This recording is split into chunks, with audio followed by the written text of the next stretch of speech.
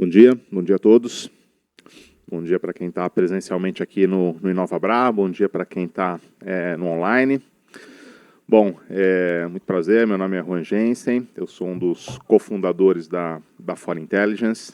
A For Intelligence é uma startup, a gente se denomina de ciência da decisão.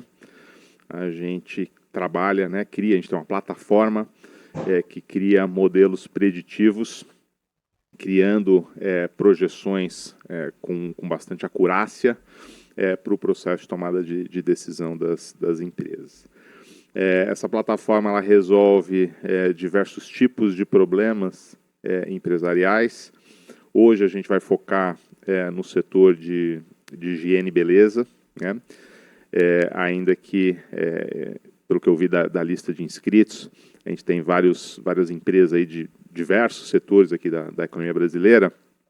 Então, no fundo, assim, o que a gente vai aplicar aqui para o setor de higiene e beleza pode ser aplicado para os demais setores, obviamente com resultados particulares para cada um dos setores. Então, o que a gente vai fazer aqui hoje é mostrar um pouco como é que a gente faz essa jornada, falar um pouco de economia. A economia é o primeiro ponto quando a gente faz, por exemplo, um processo de projeção de demanda, de projeção de vendas, de forecast de vendas, onde a gente precisa entender a situação que o país se encontra, qual que é o desempenho mais provável para as variáveis de interesse, e aqui eu vou focar sobretudo em variáveis que determinam o consumo. Então, a gente está falando aqui de projeção de vendas de um setor que é muito sensível a mercado de trabalho, a renda, emprego. Então, eu vou focar nessas variáveis, mas essas variáveis também vêm dentro de um contexto do que é política econômica, como é que estão as reformas, questão fiscal, enfim, Banco Central. Hoje tem reunião do Copom, por exemplo, ainda que a gente esteja falando de juros, e a taxa de juros acabe afetando mais outros setores, que são mais sensíveis a crédito. O setor de higiene e beleza acaba não sendo tão sensível a crédito. É importante a gente entender esses determinantes, porque os outros setores, aí sim, você pega o automotivo, o bens duráveis de uma forma geral, o eletroeletrônico, aí sim você tem uma sensibilidade grande à taxa de juros. Então, a economia é um composto disso tudo, e o que a plataforma permite, o que a nossa modelagem permite, é identificar com bastante clareza quais são os determinantes para cada um dos negócios. E aqui, quando a gente fala de determinantes, não é só o determinante econômico, tem muito da questão climática para alguns setores, tem muito da questão de calendário, então a própria sazonalidade, a questão dos feriados móveis, como é que isso impacta. E algo muito importante que bateu, vocês vão ver aqui na parte de higiene e beleza, é a questão relacionada ao controle da pandemia. Então a pandemia ela afetou em grande medida as preferências das pessoas ou a cesta de consumo. Então as pessoas, ao ficarem em suas residências ali a partir de março, abril de 2020, mudaram, grosso modo, o padrão de consumo, alguns para cima, outros para baixo. No caso de higiene e beleza, a gente vai ver exatamente quais são os impactos. Claro, tem ali fatores mais relacionados à higiene, que deu um pulo, a questão do relacionado ao álcool gel, sabonete, até no início papel higiênico, lembre-se, faltou nos supermercados, mas questão relacionada, por exemplo, a medicamentos, a protetor solar, até ir à praia era algo proibido, ao longo da pandemia. Então, obviamente, produtos relacionados à mobilidade urbana tiveram redução, produtos relacionados ao estar no lar ou ao cuidado com a higiene tiveram um aumento de demanda. Isso ocorreu, de fato, pontualmente em relação à pandemia. O Bruno, que está aqui comigo, ele vai explorar esses pontos, tá? Mas aqui a atenção que eu queria dar é que a construção de modelos ela tem que levar em consideração todos esses fatores, e não só isso, você tem que testar um conjunto muito grande de modelos, testar esses modelos na prática, para ver se eles estão performando ou não, né, em condições de mundo real, para aí sim, com muito mais confiança, escolher e usar para o processo de tomada de decisão os modelos que efetivamente estão performando bem. Tá? E é isso que a plataforma permite, né, que o usuário faça ou que a gente faça a quatro mãos com os cientistas de dados da Fora Intelligence. Tá bom? Então, eu vou começar falando de economia. Obrigado, Lavieri. Para dar justamente esse contexto do que está por trás, né? Ou seja, quando a gente faz esse tipo de apresentação nas empresas, a gente começa justamente no macroeconômico. Na verdade, a gente dá até um passo atrás, né? A gente começa com o mundo, falando um pouquinho de mundo, como é que o mundo está indo, passa por política, né? As decisões, sobretudo de política econômica, as relações do executivo com o legislativo, na questão de aprovação de medidas, aprovação de reformas, são fundamentais para a gente entender alguns aspectos e vão acabar por determinar qual que é a velocidade de criação de emprego, qual que é a inflação que afeta o poder de compra das famílias, né, a questão toda relacionada à renda, qual que é a taxa de juros, né, a gente tem hoje um Banco Central independente, mas tem muita pressão do governo, né, querendo com que o Banco Central inicie um ciclo de queda, então é importante a gente abordar todos esses assuntos e trazer para vocês aí quais são as nossas perspectivas nessa área, tá? Então, vou falar aqui um pouquinho de conjuntura deste ano e do ano que vem, e aí o Bruno vai abrir algumas modelagens com dados públicos, tá? Para o setor de higiene e beleza, mas lembrando que quando a gente faz isso aqui para as empresas, a gente acaba utilizando muitos dados proprietários das empresas, né? Dados de vendas das próprias empresas, dados de preços comercializados, ou dados de terceiros, né? Que acabam fazendo esse tipo de medição, tá? Então, aqui é um resumão de tudo que eu vou falar. É importante a gente olhar para o mundo. Então, o mundo está em desaceleração, principalmente Estados Unidos e Europa, né, num processo de alta de juros. Né? Os Estados Unidos agora deu uma pausa, mas a taxa por lá já subiu bastante. Né? Europa ainda num processo de alta. E isso, né, para lidar, claro, com a alta inflação que esses países viveram e ainda estão vivendo, mas isso, né, tem como objetivo reduzir demanda, né, reduzir taxa de crescimento, e é isso que a gente tem observado para esse ano, né, um dinamismo muito menor nas economias centrais. Tá? Por outro lado, China, que é um importante parceiro de quase toda a nação, né, ou parceiro mais importante de qualquer nação, é o parceiro comercial mais importante do Brasil, China vai acelerar o crescimento em relação ao ano passado. Né?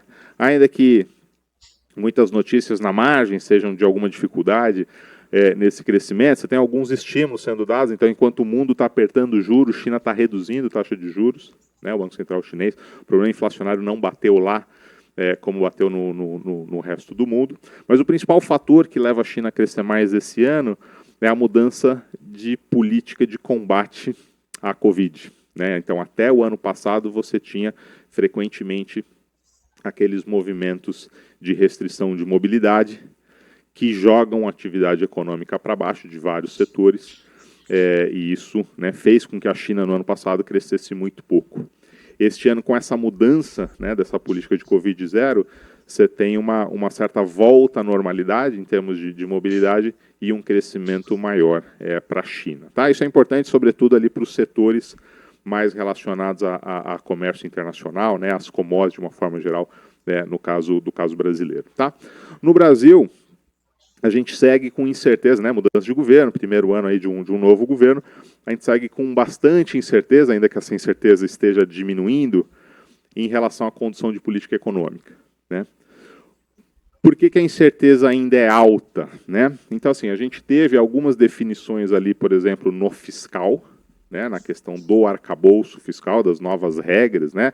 Lembrando que no final do ano passado o governo aprovou a mudança, né, da regra que a gente tinha então, que era o teto de gasto, né, que limitava o gasto do governo a crescer somente pela inflação, e o governo, né, dentro da PEC da transição, que foi aprovada no final do ano passado, tinha que propor uma nova regra até junho deste ano. A regra foi proposta, já foi aprovada na Câmara dos Deputados, com melhoras, inclusive, em relação ao desenho original, e está no Senado para aprovação. Tá? Ainda que o desenho seja razoável, tá? Ou razoavelmente bom, né? No sentido de diminuir o endividamento, né? Colocar algumas restrições, ele está incompleto. Tá? Por que ele está incompleto? Porque o governo colocou regras para despesa, colocou metas de resultado primário, né? Onde o resultado primário é a diferença entre arrecadação e despesa, mas quando a gente aplica as regras, né? E aí trazendo a modelagem, tá? Que a gente faz assim, quando a gente faz esse tipo de modelagem, a gente faz não só para dados privados, dados das empresas, mas a gente faz também, né? Para os dados ali da economia brasileira dentro da nossa equipe de research econômico, tá? E quando a gente faz a parte de simulação do que seria uma trajetória razoável para arrecadação e da trajetória da regra, né? Porque a regra ela está ligada ao quanto o governo vai arrecadar, isso permite o quanto que o governo vai gastar, e aí a diferença é o que se quer chamar de resultado primário. A verdade é que a proposta apresentada pelo governo, a conta não fecha. Né? Não fecha em que sentido?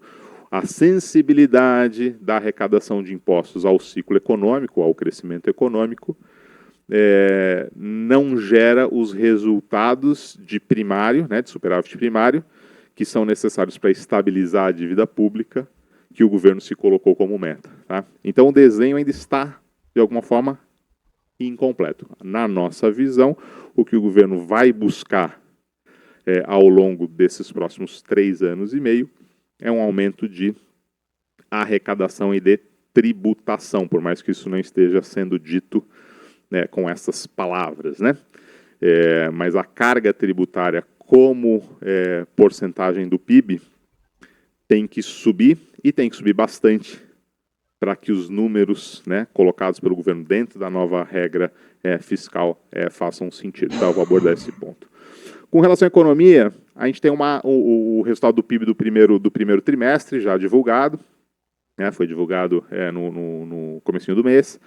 Foi um resultado muito bom, né, a atividade econômica acelerou, né, o PIB do primeiro trimestre apresentou uma alta de 1,9. Quando a gente analisa e compara isso com outros países, a gente está ali no top 5 em termos de crescimento global, tá? Então, assim, o Brasil acelerou, mas é um crescimento muito concentrado no agronegócio. Né? A gente tem salientado aqui, a gente salientou nos últimos webinars que a gente fez, dessa importância do agronegócio e desse impacto que você teria no início do ano. Na verdade, o impacto veio além do que a gente esperava, do que o mercado esperava, e desse 1,9, eu vou mostrar que o PIB cresceu, 1,7 vem do agro.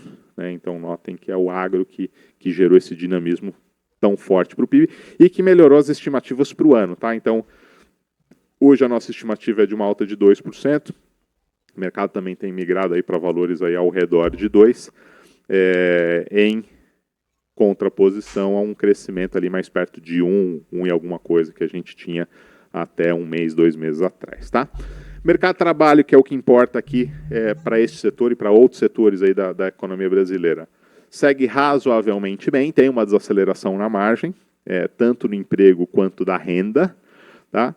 Mas aqui a gente tem uma dinâmica que vem de 2022, que deixou um carrego muito, muito elevado para este ano. Tá? Então, assim, ainda que na margem a gente tenha um desempenho pior, principalmente para o emprego, né, que já perdeu o dinamismo e que não deixa tanto carrego assim, na parte da renda a gente tem um carrego muito importante que vem, sobretudo, do segundo semestre do ano passado, quando a inflação começa a cair, e que aumenta bastante o poder de compra dos salários. Tá? Então, o poder de compra dos salários, com aumento real do salário mínimo, agora um novo aumento que a gente teve do salário mínimo para o mês de maio, né? Com impacto aí sobre o que foi pago final de maio, comecinho agora de junho, né? Que está sendo sentido agora no consumo, são fatores que dão uma dinâmica positiva, sobretudo para fatores que dependem de renda, tá? E aí vocês vão ver higiene e beleza, claro que quando a gente olha produto a produto pode ter uma sensibilidade maior ou menor, mas o grupo como um todo vocês vão ver que tem alta sensibilidade à renda, tá? Taxa Selic segue em 3,75, é uma taxa alta, né? Que é a taxa básica de juros. Hoje temos reunião do Banco Central. Muito provavelmente, com 99,9% de chance, essa taxa vai se manter em 13,75. Tá? Qualquer redução aqui seria uma surpresa enorme, tá? Para o mercado, até para o governo, né? Que vem brigando e que vem lutando aqui por uma redução de juros. Qual que é o ponto aqui importante? Quando este governo começou, havia uma perspectiva de que essa taxa alta seria suficiente para reduzir a inflação ao longo do tempo e que essa taxa de juros pudesse começar a cair mais ou menos por agora. Tá? A gente estava, inclusive, no início do ano, se eu não me engano, no final do ano passado, com o início de flexibilização de juros que começaria hoje. E não vai começar. Né? E por que esse cenário mudou? Muitas pressões do governo, né, do presidente Lula, da equipe econômica, né, como um todo, ali, quando você pega o trio, o Haddad, a Tebet e o Geraldo Alckmin, né, o trio ali que cuida um pouco mais ali das questões econômicas, os três pressionando também o presidente do Banco Central, né, o Campos Neto, e isso tudo, né, com discussão de mudança de meta de inflação, né, criou-se uma perspectiva pior para a dinâmica inflacionária ao longo dos meses. Não para os meses deste ano, mas, sobretudo, para um horizonte mais longo. Né? A gente fala que as expectativas de inflação deterioraram. E como o Banco Central acaba determinando a taxa de juros, não para olhar para a inflação corrente, mas ele está olhando ali 2 anos e meio à frente, essa questão da piora das expectativas de inflação acabou por postergar esse início de ciclo. E aí o mercado começou a precificar para setembro, muita gente dizendo que só ia ter redução em 2024, agora essa coisa começa a voltar, esse ambiente começa a voltar, por quê? Porque a inflação, de fato, deu uma arrefecida boa, a inflação de maio já foi mais baixa, a inflação de junho está se projetando aí deflação para o mês atual, as expectativas de inflação começaram a recuar. Esse mês tem um ponto importante, que é a definição de meta de inflação para 2025, é isso? 25. Esse é um ponto importante, né? De novo, o Banco Central está olhando ali alguns anos à frente e o referencial dele é trazer a inflação corrente para as metas. A gente tem metas ali que convergem para 3% ao ano, tá?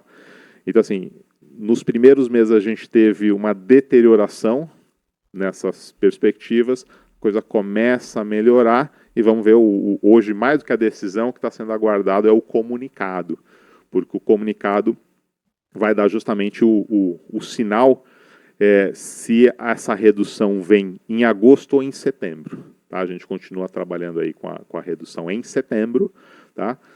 Mas tem aumentado muito a chance desse movimento se antecipar e a gente vai saber se ele vai ocorrer em agosto, na verdade, hoje. Tá? Então, assim, é muito importante essa sinalização, o Banco Central sinaliza, né, com bastante clareza esses passos futuros da política monetária. Tá?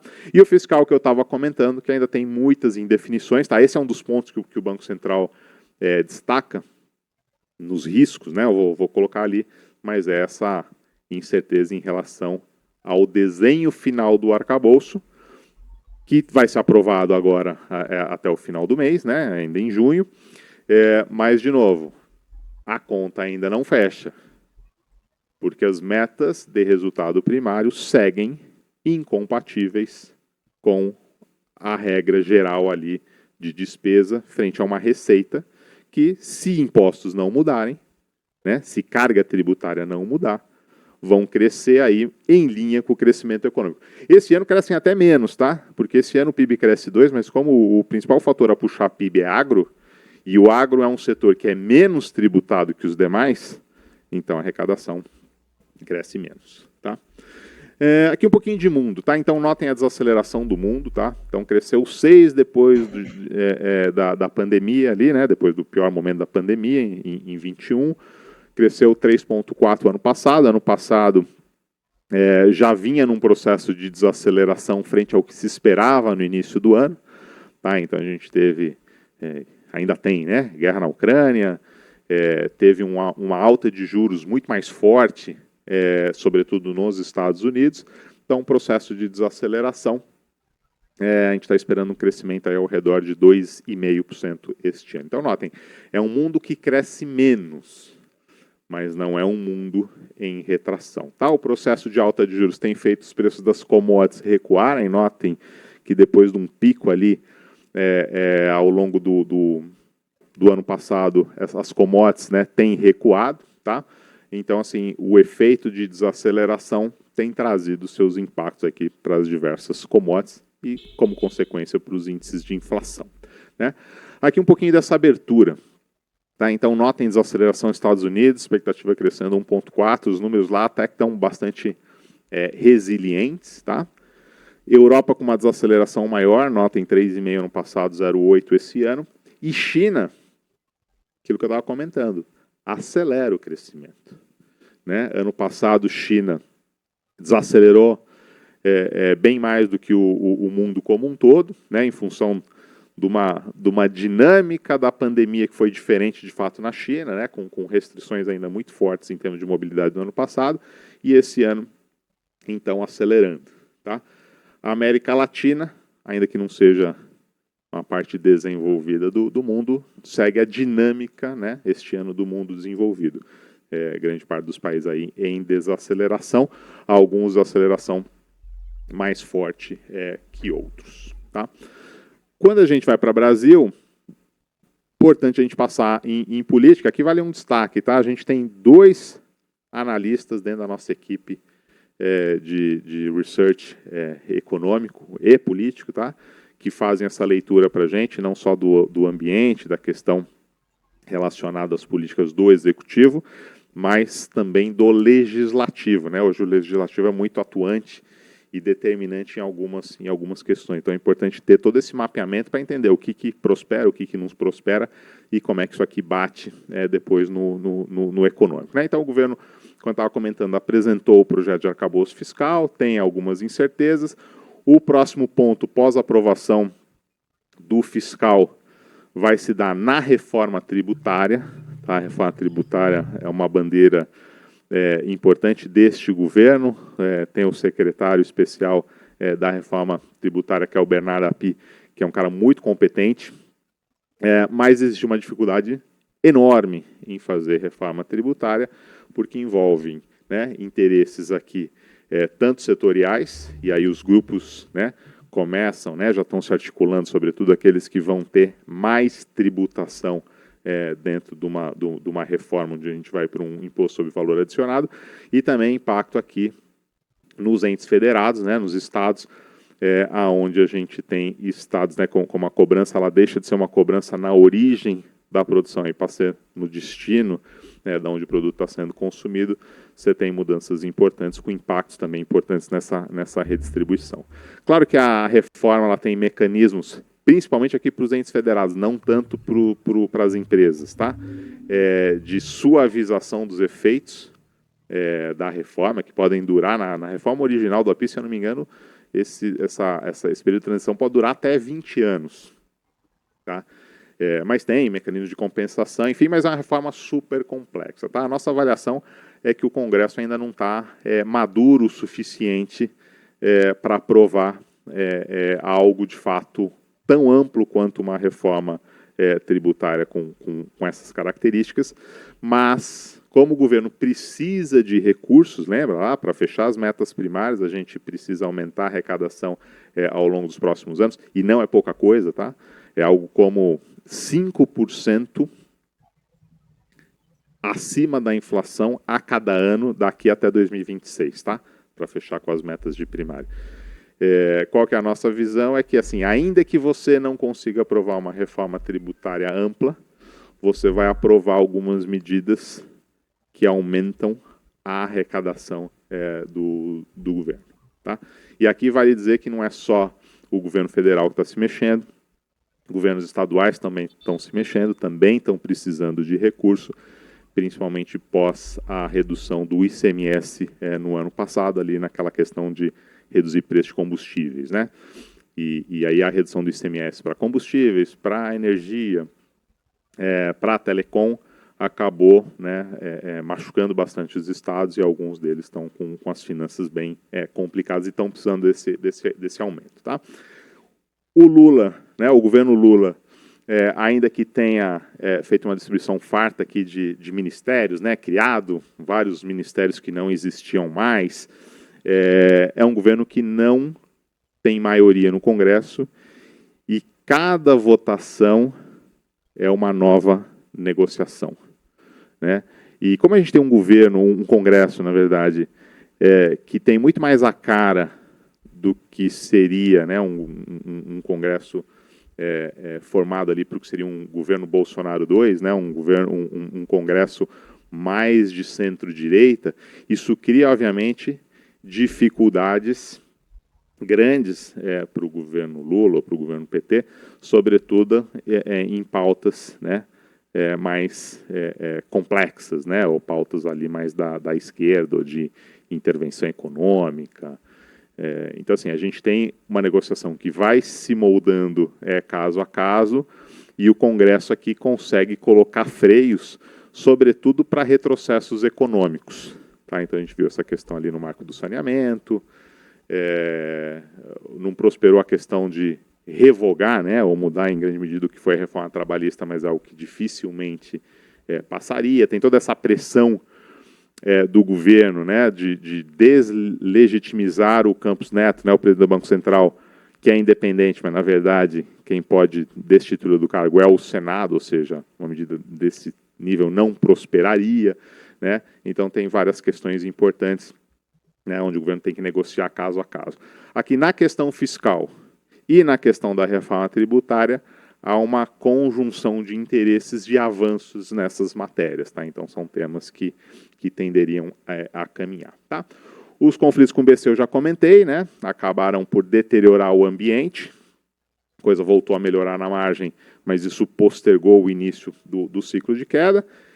E a gente tem que ver também que um governo Lula 3 é muito diferente de como terminou o governo Lula 2. Tá? O governo Lula 2 terminou com altíssima aprovação, né? Ele conseguiu fazer, né, a Dilma presidente ali em 2010. Mas hoje o nível de aprovação do Lula é muito mais baixo. Né? O nível de aprovação do governo hoje é muito similar ao que era o nível de aprovação do final do governo Bolsonaro. Né? Então, o Lula hoje tem 39 e o Bolsonaro tinha 38. Né? Isso aqui ainda reflete uma eleição que foi super apertada, onde o Lula ganhou com 50% mais um pouquinho e o Bolsonaro perdeu com 50% menos um pouquinho. Tá? Então, seguimos com um país aí bastante dividido. Tá? Em termos econômicos, o que a gente tem? A gente tem, então, uma atividade econômica que reagiu super positivamente aí no primeiro TRI. Essa puxada aqui, esse aqui é o índice do Banco Central, tá? com o PIB mensal. Notem que ele dá uma puxada forte. Foi ali, se não me engano, fevereiro, o dado de alta mais forte. Tem se mantido nesses níveis altos, mas a expectativa que se tem é de uma reversão nos meses à frente. Por quê? Agro. Né? Grande parte do impacto em agro se dá agora, né? No primeiro TRI, comecinho do segundo, que é quando você tem, sobretudo, ali a colheita, né? O efeito ali sobre a safra, exportação, etc. Passado esse efeito, a perspectiva que a gente tem é que a atividade devolva grande parte desse movimento e o PIB convirja para algo mais perto de 2%. Vale dizer o seguinte, né? Tem muita gente dizendo, não, o crescimento vai ser mais perto de 2,5%, 3%, porque se andar de lado daqui até o final do ano, cresce 2,5%, que é o efeito carrego. Assim, é muito difícil andar de lado até o final do ano, pelo agro, tá? Os outros setores não, os outros setores até têm uma dinâmica razoavelmente mais positiva, mas o agro vai devolver, sim, grande parte dessa alta de primeiro TRI, por uma questão de sazonalidade, né, do impacto grande do setor ser ali no começo do ano. Tá? Então, um agro forte. Do lado da demanda, notem que o crescimento não é tão forte, então o consumo das famílias cresceu um pouquinho na margem, 0,2%, e os investimentos em retração. Né? Um início de governo com muita incerteza, pé no freio, posterga qualquer política de investimentos em retração. Tá? Quando a gente olha essa abertura, é aquilo que eu comentei. Então, assim, dos 2% de crescimento no ano, agro cresce quase 10%. Olha que no primeiro trimestre cresceu, ano contra ano, 20%. Né? Então, isso aqui vai devolver um bom pedaço da alta. A indústria andando de lado. Nesse começo de ano, a indústria começou dando ré, né? Começou com retração. Tem alguns efeitos, em particular agora no automotivo, né? Por conta ali dos incentivos, mas é uma indústria aí que anda muito pouco. E serviços, né? Depois de 2 anos de forte expansão, em função justamente da retomada da mobilidade, com as consequências sobre o setor de serviços de uma forma geral, também desacelerando em grande medida. Tá? Quando a gente olha esse impacto setorial, né, a gente vê justamente a indústria, né, andando de lado, o primeiro gráfico ali em leve retração, serviços que tem um carrego muito maior e que alcançou níveis bem mais altos, mas principalmente em setores que estão ligados à tecnologia e à nova forma de consumo, tá? Então aqui tem muito tecnologia da informação e a parte ali de logística, tá? Quando a gente olha consumo de serviços direcionados às famílias, a gente voltou aí recentemente aos patamares pré-pandemia, né? A parte de restaurantes, hotéis, turismo, de uma forma geral, tá? E a PMC, que aqui é a pesquisa mensal de comércio, que tem oscilado em função aí dos diversos fatores ali, mas com uma composição muito heterogênea, né? De novo aqui, setores mais ligados à renda e emprego, né, têm tido melhor comportamento, setores ligados ali a crédito, né, um pouco menos em função desse ambiente aí de juro elevado, de mercado de trabalho ainda com bastante expansão. Tá? E aí já entrando nas questões de mercado de trabalho, o que a gente tem? Bom, primeiro ponto, assim, o emprego avançou muito no ano passado. Avançou 7,4%, tá? Que é o primeiro gráfico ali, a continuidade do crescimento de pessoas empregadas. Então, a gente teve ao longo do ano passado ainda uma certa recomposição em função dos danos da pandemia, mas a questão do emprego foi muito além, né? Então, a gente chegou a bater ali 99 e alguma coisa, 99 milhões de pessoas empregadas, tá? Hoje esse número caiu um pouquinho, está um pouquinho acima de 98, tá? Está ao redor de 98, que é essa desaceleração aqui na margem. Tá? Quando a gente olha para este ano como um todo, a gente vê uma desaceleração nessa expansão.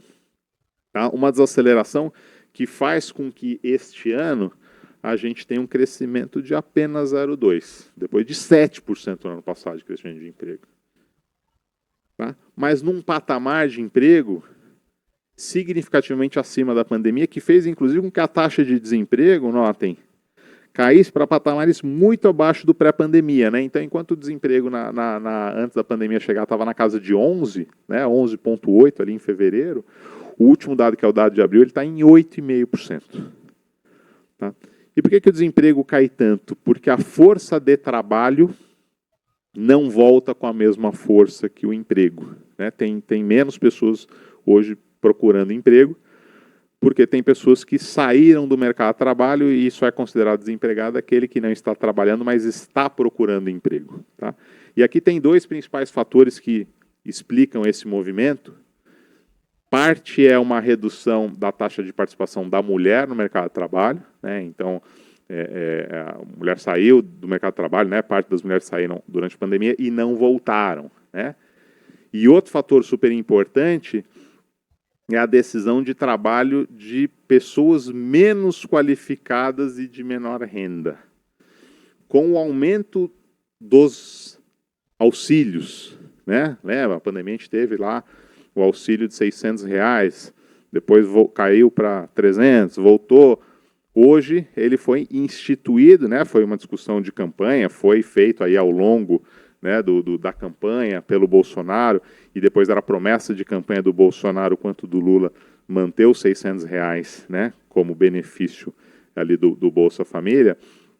Isso fez com que pessoas de renda, ou parte das pessoas de renda mais baixa e de menor qualificação, decidissem sair de forma permanente do mercado de trabalho. e viver exclusivamente de auxílio, tá? Acho que vale voltar a alguns bons anos, né? Me lembro da discussão no governo Fernando Henrique, ali no começo do Plano Real, e havia uma discussão de quando é que o salário mínimo ia chegar a $100. Né? Pô, tá abaixo de $100, quando é que vai chegar a 100? Tem que ter uma política de valorização do salário mínimo, etc. Hoje a gente tem um auxílio que vai muito além dos $100. E que, em alguns casos, as famílias conseguem, inclusive, ter 2 auxílios numa mesma residência, né? Dividindo ali o núcleo familiar e os pedidos junto ao governo em termos de cadastro, ou mães solteiras que também têm benefícios adicionais ao que está sendo colocado aqui, e aí você tem rendas, né, de redistribuição e de auxílio que chegam a 1.200. Né? Então, notem que dentro deste contexto é natural, né, que pessoas, sobretudo, com menos qualificação, que trabalhem na informalidade e que, por vezes, vão trabalhar o mês todo e vão receber menos do que recebem no auxílio. Tá? Então, assim, esse é um movimento estrutural que acaba tendo, né, este tipo de efeito sobre o mercado de trabalho e sobre a taxa de desemprego. Tá? Olhando para frente, o que a gente espera? Uma dinâmica em que a força de trabalho recupere um pouquinho mais rápido do que o emprego, fazendo a taxa de desemprego oscilar aqui mais perto de 9, tá? Mas esse movimento de queda ele já se esgotou, tá? A taxa de desemprego andando de lado. Da onde vem o nosso sinal positivo, ou os nossos efeitos positivos de mercado de trabalho que batem aí, olhando para o setor de higiene e limpeza, é a questão da renda. Tá? E o que tem acontecido com a renda? A renda cresceu muito no início da pandemia. Aí você fala, pô, na pandemia a renda cresceu? Na verdade, esta saída de pessoas do mercado de trabalho, né, que são 12 milhões de pessoas que perderam seus empregos, tinham renda abaixo da média. Quando você tira essas pessoas, a média sobe. Então, assim, a média de salários habitualmente recebido subiu. Ainda que o efetivamente recebido tenha caído. Tá? Então, assim, o habitualmente subiu, ainda que a pessoa não estivesse recebendo efetivamente esses valores.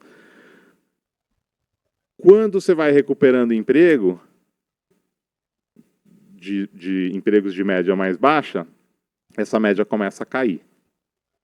E, paralelamente, a gente teve um impacto de aumento de inflação, que aí corroeu o salário de todo mundo, de quem já estava e de quem foi entrando. Isso aqui foi caindo, e esse ponto menor aqui é dezembro de 21. Ao longo do ano passado, essa renda média foi recuperando e dá uma brutal aceleração aqui no segundo semestre do ano passado, quando a gente teve, sobretudo, ali os meses de deflação, né? Então, o poder de compra do nosso dinheiro aumentou sensivelmente, o poder de compra dos salários aumentou sensivelmente. Quando a gente olha o ano passado, a renda praticamente não cresceu, média contra média. Né? Então, você pega a média de 22 e a média de 21, estava no mesmo patamar. Na verdade, a renda até caiu no ano passado.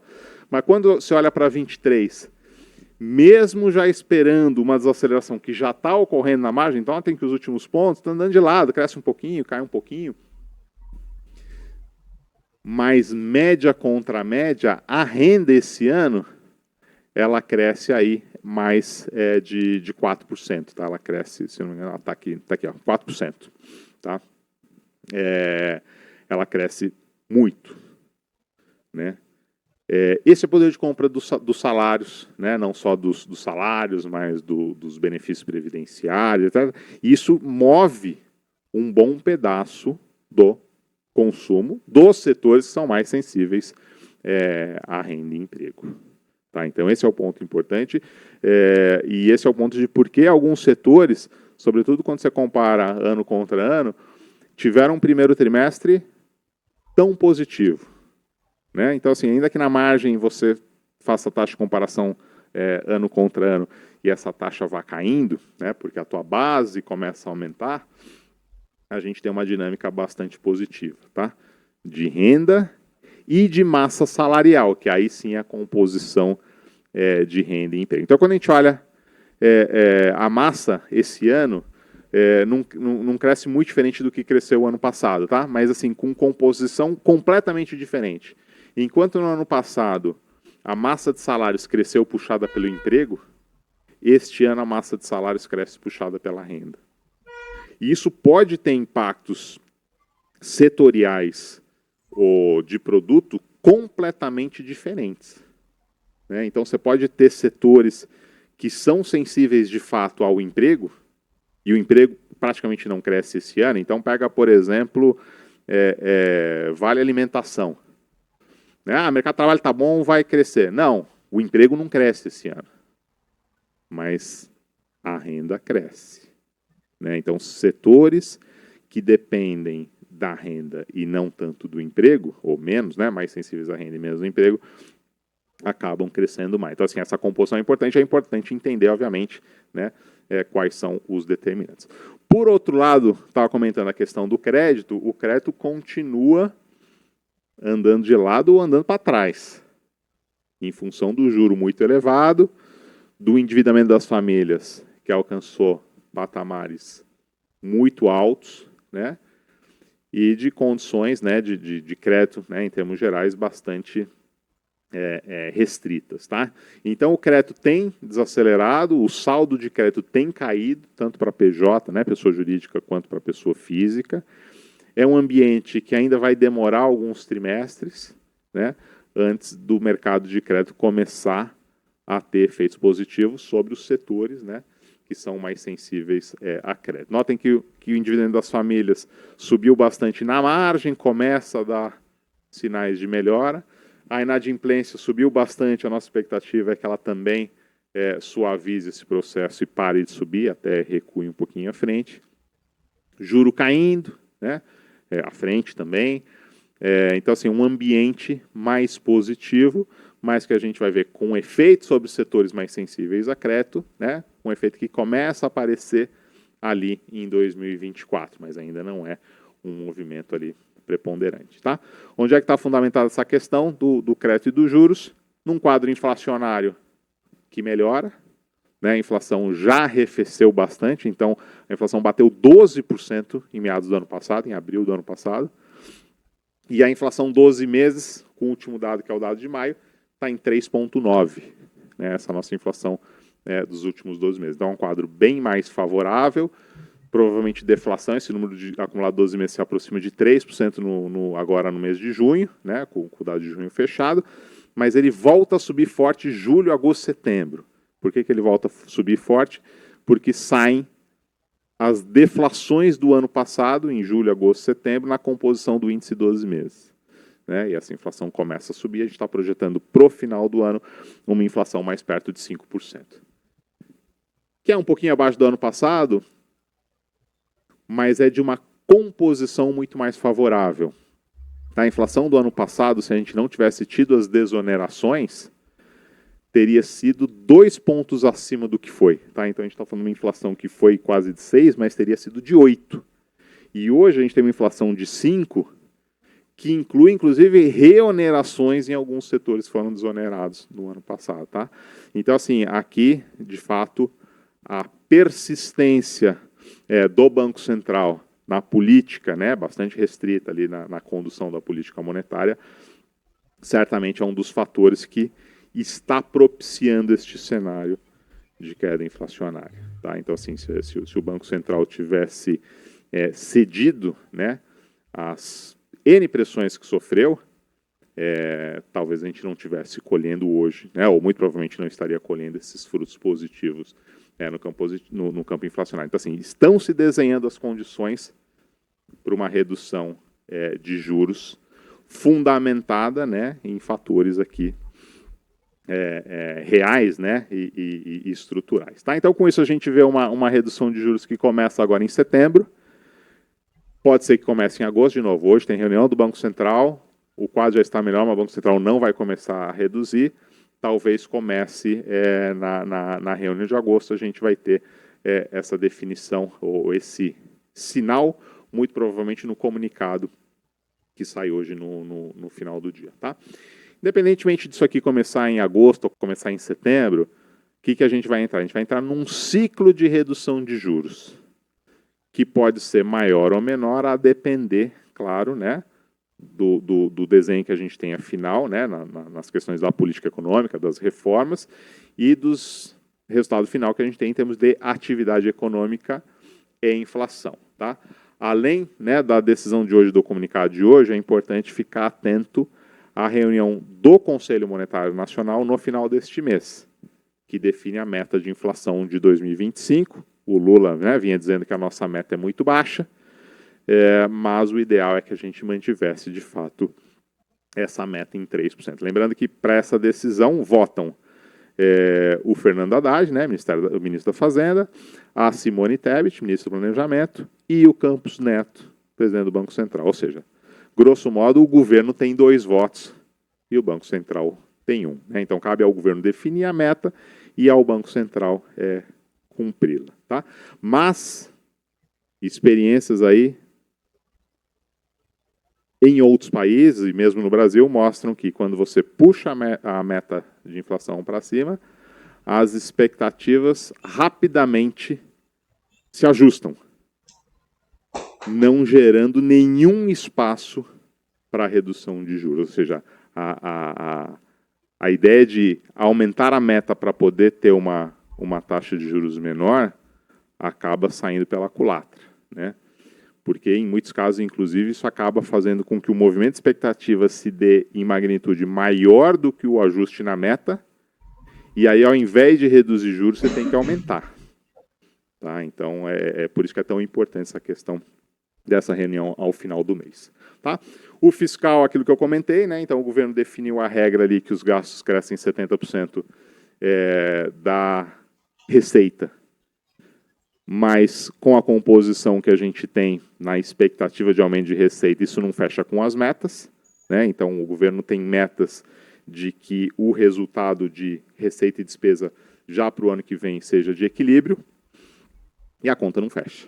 Tá? Então, o governo tem que, de fato, buscar e mostrar da onde vai tirar essa receita, e as pressões que a gente vê justamente são o contrário, né? Vide os estímulos aqui que a gente teve para o setor automotivo, num contexto em que o governo precisa de mais recurso, né, para cumprir aqui com as metas fiscais, inclusive deste ano, e as pressões vão no sentido contrário. Né? E aí, se olha para o automotivo, está tudo errado. Né? Questão relacionada a meio ambiente, né, estimulando carros que queimam combustíveis e etc. Né? Então, assim, está tudo torto, mas, claro, né, a gente sabe que o governo, né, desenha as políticas também a partir de pressões da sociedade e dos grupos civis organizados. Tá? Mas assim, tá muito difícil cumprir as metas, até por isso a gente tem projetado, né, um déficit maior do que a meta para o ano que vem. A gente continua trabalhando aí com déficit na casa de 1% do PIB, contra uma meta que o governo está se colocando de equilíbrio primário. Tá? E por fim o câmbio, né, que acaba batendo em todo mundo. O câmbio tem oscilado bastante e tem, nos últimos dias, engatado um movimento de apreciação grande, né? Está operando aí abaixo dos 4,80. Tá? O câmbio, quando a gente olha em termos históricos, tem espaço para apreciar mais, né? E aí tem notícia, fulano está projetando que vai para 4,50. Tem espaço para apreciar? Tem. Mas qual que é o ponto aqui?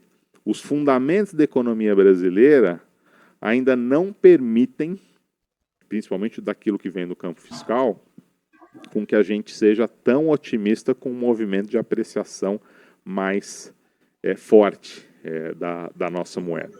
Né? Inclusive, a gente vê uma certa frustração nessa questão do fiscal, e aí uma reavaliação dos riscos e uma volta, uma certa desvalorização da nossa moeda. Tá? Então, a gente continua trabalhando aí com uma taxa de câmbio mais perto de 5, ou pouco acima de 5 para o final do ano e para o final do ano que vem, porque a gente vê que tem um otimismo na nossa visão exagerado na questão fiscal. Né? Então, assim, a regra fiscal, ela elimina cenários mais extremos, né? Que muita gente, inclusive, estava apostando, né? De um governo muito mais irresponsável. Né? E isso, obviamente, com consequências, né, sobre diversas variáveis, inclusive aqui financeiras, muito maiores. Tá? Então, assim, esses cenários de maior descontrole estão fora hoje, ou diminuem muito a probabilidade em função da condução do governo. Tá?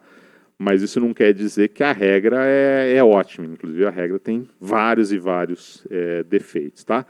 E aí a nossa visão é que o mercado ou parte do mercado vai se frustrar com os resultados. E essa frustração, né, de um cenário mais positivo vai levar a uma reavaliação de preços de ativos, entre eles o câmbio, e aí o câmbio voltando a operar ali mais perto de 5,10 aqui no caso para o final do ano. Tá? Então, assim, tudo isso aqui a gente leva em consideração e todo esse cenário entra como premissa e é testado nos diversos modelos quando a gente olha para a questão setorial. E agora o Bruno vai apresentar para vocês essa aplicação utilizando a nossa ferramenta para o setor de higiene e beleza. Valeu, Juan. Bom dia, pessoal. Eu sou Bruno Lavieira, eu também sou cofundador aqui da Fora Intelligence, tá? E o desafio hoje vai ser aplicar, né, todo esse conhecimento, né, todo esse cenário que o Juan passou para a gente, como que a gente aplica isso, né, para um caso concreto, né, para um caso, no caso, né, a gente pegou aqui um exemplo de vendas em farmácias. Tá? É um dado do IBGE, é um dado público. Lógico que a gente pode aplicar isso para várias outras categorias, setores. Pode ser para o dado do próprio cliente, tá? O dado de um próprio setor, o dado de um próprio produto. Tá? No caso, a gente está falando aqui de vendas em farmácias. E a ideia foi ver justamente como, né, que o mercado se comporta, tá, diante desses fatores macroeconômicos que o Juan mostrou. Tá? Deixa eu procurar meu cursor aqui que eu perdi ele. Pronto.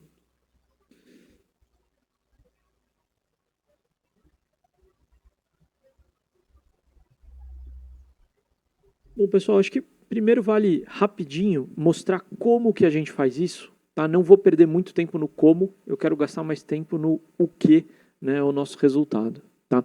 Mas em linhas gerais, a gente consegue criar um novo projeto, tá, para fazer uma projeção, para fazer uma modelagem em cima de uma variável de interesse, né, que nada mais é do que uma série de tempo. Né? O que é uma série de tempo?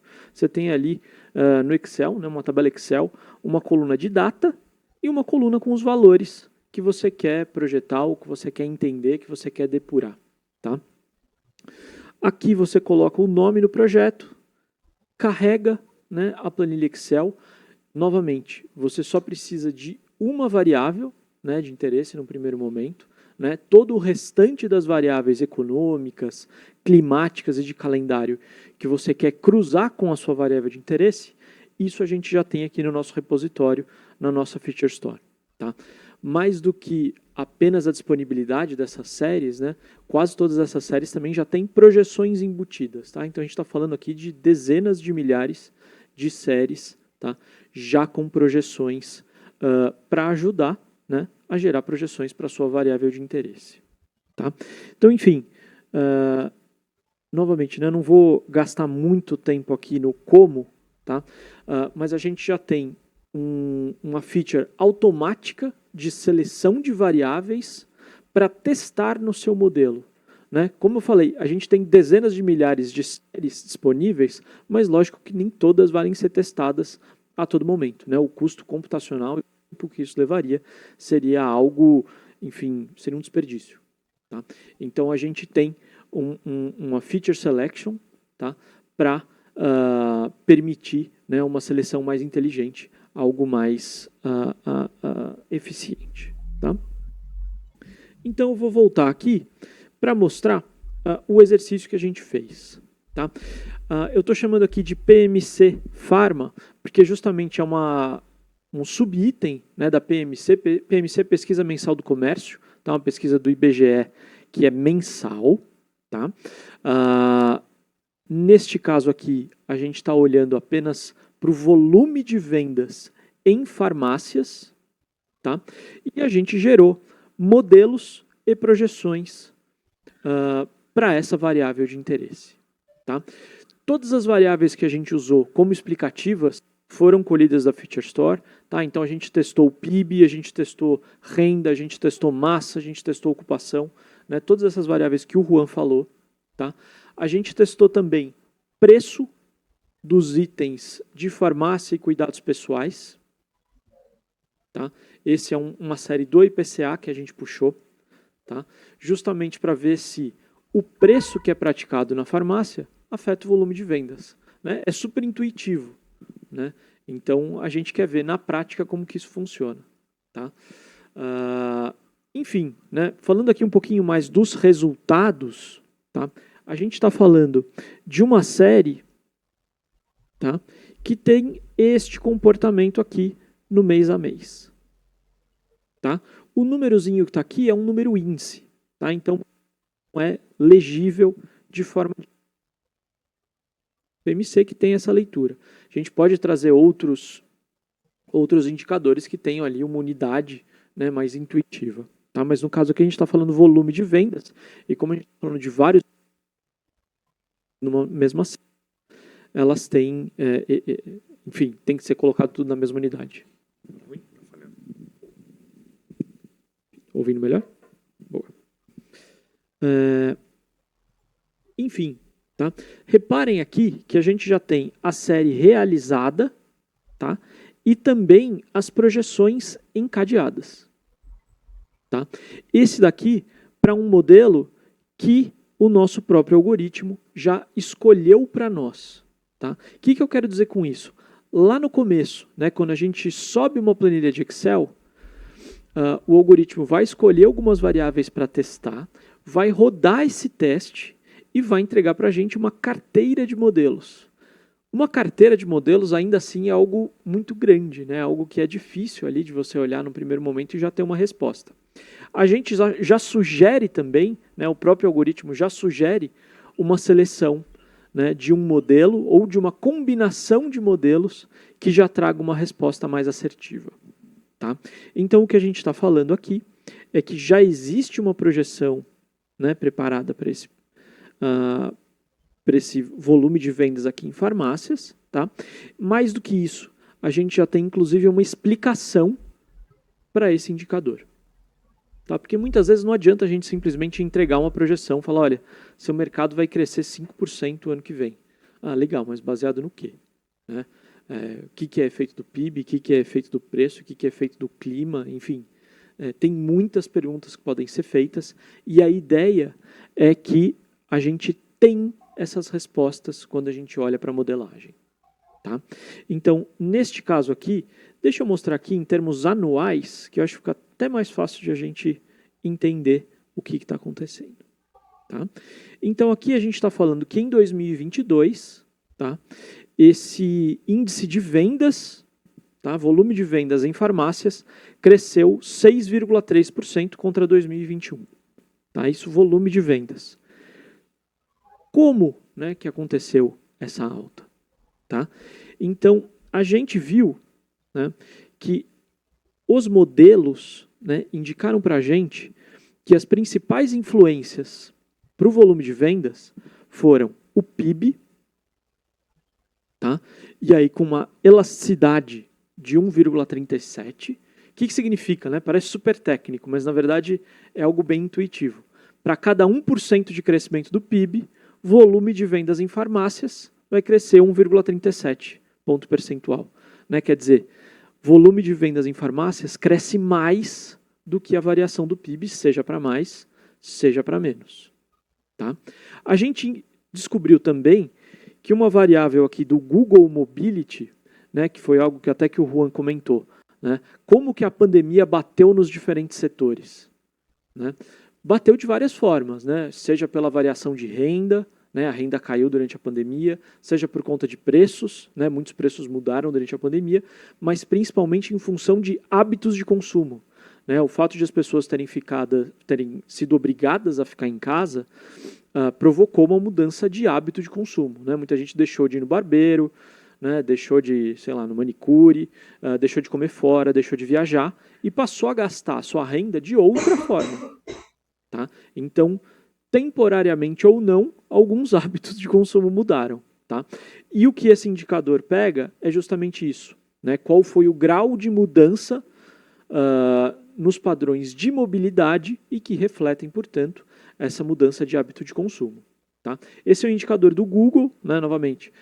Como eles medem, né, eles sabem onde os nossos celulares estão, eles sabem se a gente saiu de casa ou não, né, e por isso eles criaram esse indicador agregado. Tem nível Brasil, tem nível UF, tá, por estado. Então é algo bem útil para a gente explicar o passado. Tá? Então ele está falando aqui que esse indicador do Google Mobility teve uma influência super positiva, né? Ou seja, quanto maior foi a restrição à mobilidade, maior foi o impacto positivo nas vendas em farmácias. Tá? O que isso quer dizer? Tá? Ainda que farmácias vendam um conjunto grande, né, de produtos, desde cosméticos, né, produtos de beleza, mas principalmente remédios, né, álcool gel, máscara, que foram produtos que ali explodiram sua venda durante a pandemia. Tá? Então, liquidamente, efeito da pandemia, durante a pandemia, né, foi positivo para as farmácias. Tá? Mas não é só isso.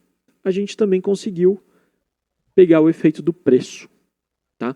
Então, o preço dos itens de saúde e cuidados pessoais apontou aqui uma influência negativa. Né? O que isso quer dizer? Para cada aumento de preço, você tem uma queda de volume de vendas. Isso também é super intuitivo, né? Mas mais do que dizer simplesmente que é um sinal negativo, a gente tem o valor, né? A gente tem o tamanho dessa influência. Quer dizer que para cada 1% de aumento de preço, você vai ter uma queda de vendas de 0,3 ponto percentual. Tá? Então, 10% de alta de preço, 3% de queda de volume. Isso quer dizer que as pessoas são pouco sensíveis aos preços de medicamentos. Né? É super intuitivo, né? A teoria econômica já previa isso há algum tempo, e aqui no InovaBra a gente tem vários economistas dando pequenos sorrisinhos, né? Justamente porque é o que a gente esperava ver. Né? Muita sensibilidade à renda, pouca sensibilidade ao preço. Tá? Então, enfim, a gente identificou essas sensibilidades. Agora a gente consegue decompor o resultado de 2022. Né? Lembra que tinha sido aqui uma alta de 6% nas vendas? Né? 5,9%? A gente consegue decompor, das quais 3,4 pontos percentuais vieram do PIB. Tá? Google Mobility teve uma influência negativa, lembra? Porque a gente está saindo da pandemia em 2022, portanto, esse é um efeito que está saindo, né, da base das vendas de farmácias. Tá? O preço teve uma influência positiva, quer dizer, o preço caiu em 2022, tá? Em termos reais. Tá? Então, quer dizer simplesmente que os preços subiram menos do que a inflação. Tá?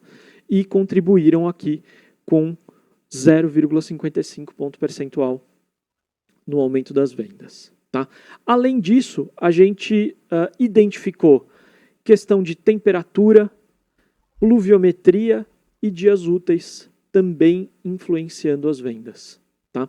A questão climática a gente testou também com defasagens. O que eu quero dizer com isso? Se ficou muito frio no mês passado, é provável, né, que no mês seguinte tenha um aumento nas vendas em farmácias, eventualmente com efeitos defasados ali de doenças respiratórias, gripe, coisas do tipo. Tá? Então, não só o efeito contemporâneo, a gente identificou também o efeito defasado de chuva e temperatura. Tá? Ali está com um underline São Paulo, tá? Mas acho que é porque eu esqueci de tirar o São Paulo. Essas aqui são variáveis nível Brasil. Tá? Enfim, pessoal, com isso em mente, o que a gente consegue falar para 2023? Tá? Para 2023, a gente está falando que esse mercado vai cair 0,4%. Tá? Depois de um desempenho super positivo no ano passado, tá? Puxado pelo PIB e pelo preço, em 2023 a gente deve ter uma baixa. Por que essa baixa? Tá?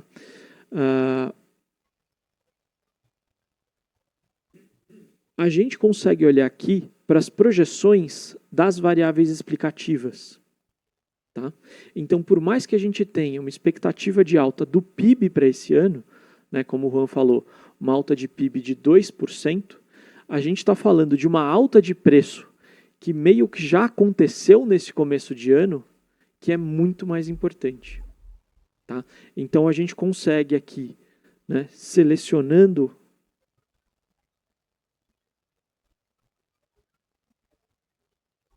o próprio preço,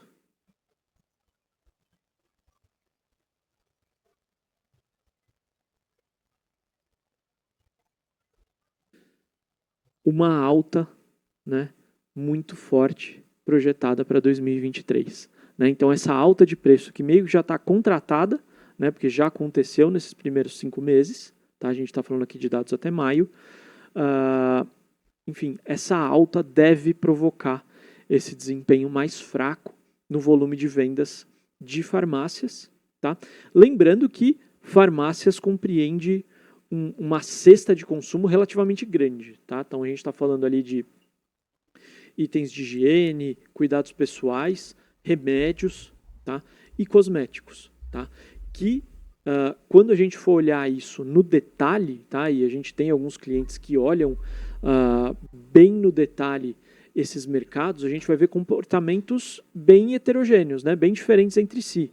Então, protetor solar, por exemplo, durante a pandemia, despencou a venda, né?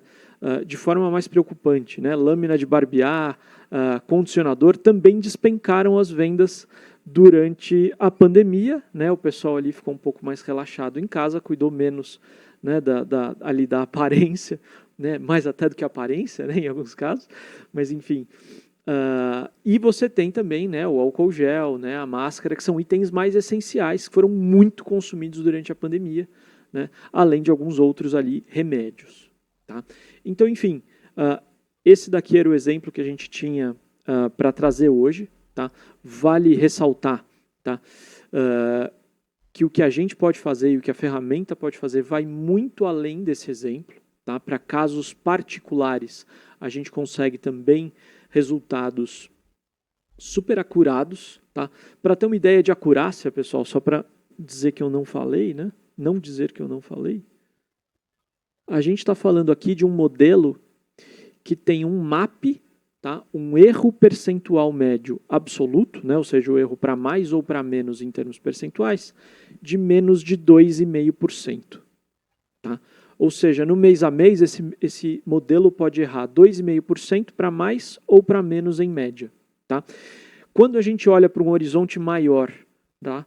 E aí considerando que o erro negativo anula o positivo, esse modelo errou 0,3%.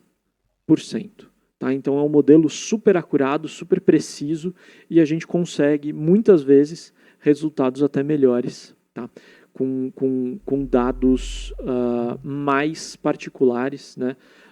Mais cirúrgicos em determinados produtos, em determinados mercados. Às vezes, quando a gente fala em regiões, a gente vê comportamentos muito diferentes de uma região para outra, tá? A depender do produto. Tá? E, enfim, o céu é o limite. Tá? A gente está falando aqui de um exemplo genérico que já traz algumas respostas muito legais, mas certamente a gente consegue fazer coisas mais aplicadas também. Só complementando o que o Bruno colocou aqui, quando a gente faz essa abertura, seja a nível de produto, seja a nível regional, né? Então, por exemplo, pega no regional, a questão climática acaba sendo muito mais impactante, né? E com importância muito maior. Então, assim, por quê? Porque esfriou na região sul, mas não esfriou no centro-oeste, ou não esfriou no sudeste. Né? Então, assim, esse impacto do clima, né, de chuva, de temperatura, ele acaba sendo, né, o Brasil é um país muito grande, ele acaba sendo, de fato, um impacto regional. Então, quando você faz essas medições de venda regional e o controle do clima regional, você acaba tendo resultados muito mais acurados, né, em termos da importância dessa variável sobre o negócio. E no econômico também, né? Então, o centro-oeste ou a região sul do Brasil estão crescendo mais esse ano, né? Então, pega Rio Grande do Sul.